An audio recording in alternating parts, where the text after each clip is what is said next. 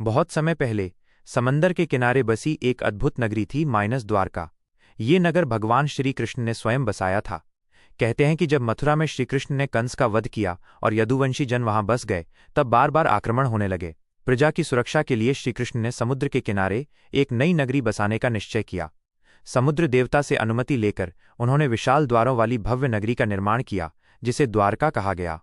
द्वारका की सुंदरता अनुपम थी। विशाल महलों की दीवारें सोने और कीमती रत्नों से जड़ी थीं। गलियों में चांदी के दीप जलते, चौक चौराहों पर संगीत और नृत्य की गूंज होती। नगर में 700 गली मोहल्ले थे और सैकड़ों विशाल महल। यहाँ श्रीकृष्ण अपने परिवार और यदुवंशी समाज के साथ निवास करते थे। परंतु समय के साथ घटनाओं का प्रवाह बदलने लगा। महाभारत युद्ध के बाद यदुवंशियों के बीच आंतरिक कलह और विनाशकारी युद्ध हुआ। भाई भाई में वैर, नशे में डूबे सैनिकों के झगड़े और श्रापों ने यदुवंश को धीरे धीरे समाप्त कर दिया। श्रीकृष्ण स्वयं भी अंत समय में वन में चले गए और वहां उन्होंने धरती पर अपना अवतार लीला पूर्ण की।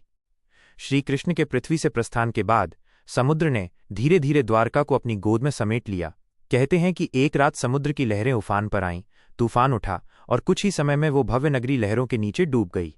लोग विस्मित रह गए कि जो नगर कभी वैभव का प्रतीक था, वो जलमग्न हो गया। पुराणों और ग्रंथों में उल्लेख मिलता है कि द्वारका का विनाश प्रकृति की इच्छा और समय के चक्र का परिणाम था, किंतु आज भी ये रहस्य बना हुआ है कि वो नगरी वास्तव में कैसी दिखती होगी।